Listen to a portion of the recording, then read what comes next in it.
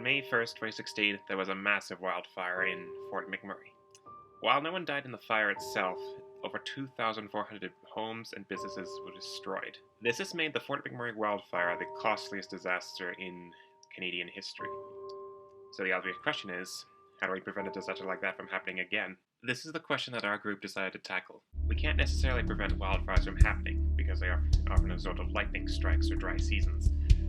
However, we can reduce the amount of damage that's done to the towns and find ways to contain the fire if necessary. So why do certain houses get destroyed by the fire while others didn't? There are several factors, including wind and building materials, but for the time being, we'll be looking at the urban layout of the town and see how that contributed or impeded to the destruction of the fire. To do this, we looked at several satellite images from before and after the Fort McMurray fire in order to determine what burned and what didn't. Once we had isolated the burnt areas from the images of Fort McMurray, we began generating theories as to why they had burned while other areas did not.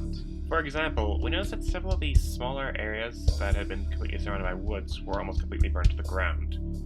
So we theorized that if the areas were below a certain size and surrounded by forestry and all around, they were being far more likely to burn. To test these theories, we compared the images of Fort McMurray to images of Gatlinburg, an area that had been struck by another wildfire in November 2016, which had similar topography and area details. Once we had compiled and validated our theories, we used them to generate a list of recommendations for building planners to prevent future disasters from being so significant. Regarding the example I mentioned before, we recommend building a sort of 30-meter buffer between the woods and the community itself, such as a roadway or cutting down the trees so that the fire can't spread so quickly into the area. Our recommendations obviously do not account for every factor in a wildfire, but they are important to consider nonetheless. Because if there's one thing that the Fort McMurray fire has taught us, it's that any preemptive measure we can take to reduce the destruction caused by fires